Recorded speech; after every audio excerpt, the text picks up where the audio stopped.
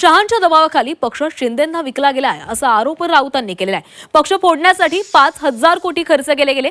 आतापर्यंत 4 राजकीय पक्ष विकण्यात आले आणि निवडणूक आयोगाकडून पक्षाची विक्री केली गेली।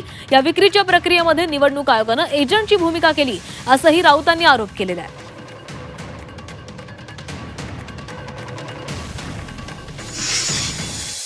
या पक्षावर जो पक्ष एका घटनात्मक रीतीने चालवला गेला, एक घटना तयार करून आणि पक्षामध्ये आमचं सगळ्यांचं बहुमत असताना निवडणूक आयोगानं अमित शहाच्या दबावाखाली,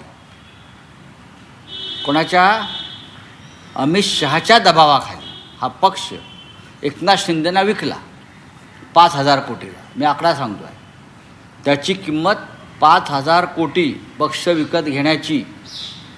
आता याच्यामध्ये स्वतः निवडणूक आयोग आणि कोण कोण सामील आहेत त्याचा हिशोब ते देतील, ते आकडे आम्ही देऊ नंतर। 5,000 कोटी त्यावेळेला खर्च झालेले आहेत या सगळ्या प्रक्रियेत। आमदार फोडणं,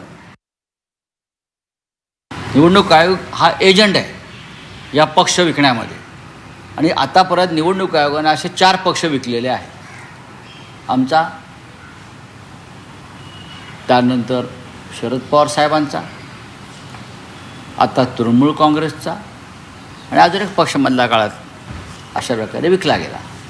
ही विक्री निवडणूक आयोग जर करत असेल लोकशाहीची, तर देशात उरलं काय? मी जो आकडा सांगतो हा आकडा खरा आहे, कदाचित याच्यापेक्षा जास्त आकडा त्यांचे लोक सांगू शकतील, मेंढ्यांचे।